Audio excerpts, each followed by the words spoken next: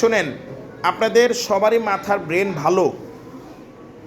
এখন আপনারা প্রশ্ন করেন যে হুজুর ও খুব দ্রুত পড়া শিখে ফেলে, আমি তো ওস্তাদ যে শিখতে পারি না। দেখা যায় ও ক্লাসেরটা মুখস্থ করে ফেলে, কিন্তু আমি মুখস্থ করতে পারি না।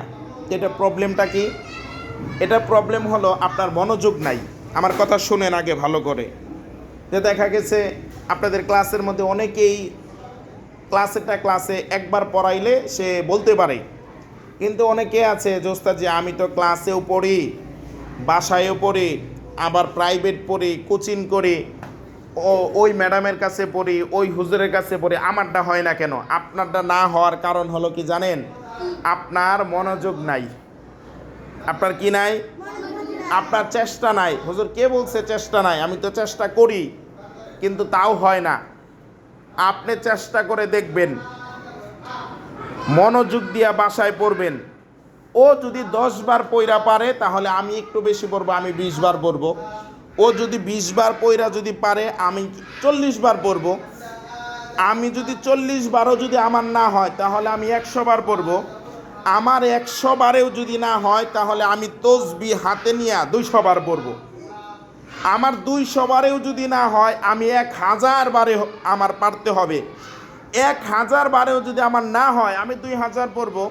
এরপরে কেউ থাকার কথা না যে হবে না। তাহলে আমি কবিতাটা পারি না, তাহলে আমি আরও বেশি করে পড়ি। একটাকে বারবার পড়বো। I plant a little seed in the ground, I plant a little seed in the ground, I plant a little seed in the ground, I plant. 100 বার হলো। এই শোনেন, কোনো পড়া 100 বার পড়ার পরে মুখস্থ হবে না এমন কেউ নাই। এরপরে ধরলেন out comes the sun big and round, out comes the sun big and round, out comes the sun big and round. এখন আপনি কি করবেন? বই বন্ধ করবেন।